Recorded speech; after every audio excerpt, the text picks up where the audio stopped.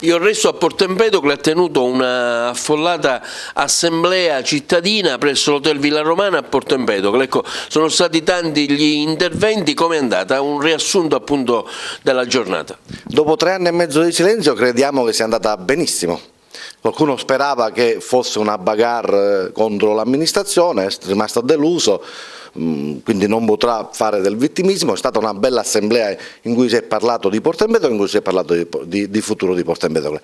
Ci sono stati anche degli interventi abbastanza tecnici, come quella per esempio di Giacomo Minio, il direttore di Confindustria, e anche interventi di spessore dal punto di vista politico e dal punto di vista amministrativo. Quello che è venuto fuori è che c'è a Porto Empedocle una grande professionalità, cui non possiamo fare a meno, e una grande voglia di riscatto.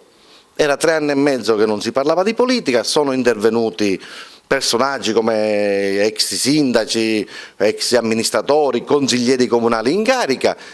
Ciò che è emerso è l'intenzione, l'obiettivo di rilanciare questa città, che può essere allo stesso tempo con un'area dedicata alle attività produttive. Pensiamo a tutte le aree retroportuali, circa 500.000 metri quadrati di area, e attività turistiche a ponente del porto. Adesso avrà un seguito questa assemblea, perché abbiamo in programma di fare un convegno proprio sulla vicenda che riguarda il porto, perché questa città dobbiamo decidere se dobbiamo essere una comparsa in tutti questi progetti di cui si parla del porto, oppure dobbiamo essere protagonisti principali e capire le intenzioni di Costa Crociere, di MSC, quali sono sulla destinazione dei turisti, se saremo solo un'area a parcheggio oppure i turisti avranno la possibilità di fermarsi a Porto Quindi Empedocle. interventi che sono stati propositivi e non, come magari qualcuno immaginava, di critica verso l'amministrazione attuale. No, assolutamente, noi avevamo invitato l'amministrazione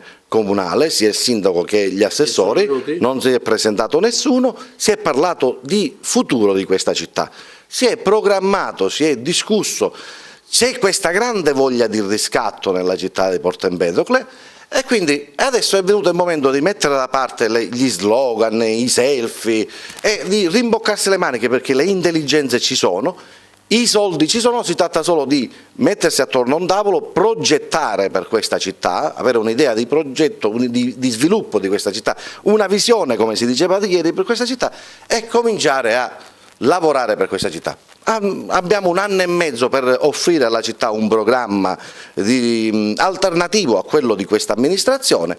In questo 1 anno e mezzo ci rivedremo, ridiscuteremo. Il prossimo appuntamento quando sarà? Il prossimo appuntamento ne abbiamo discusso, sarà intorno alla fine febbraio, primi di marzo, in cui appunto parleremo del porto. Parleremo del porto e delle sue opportunità, sia dal punto di vista industriale, sia dal punto di vista turistico. Credo che ieri si sia posto una pietra tombale sulla politica fatta di slogan e sia emersa questa voglia di riscatto della città di Porto Empedocle.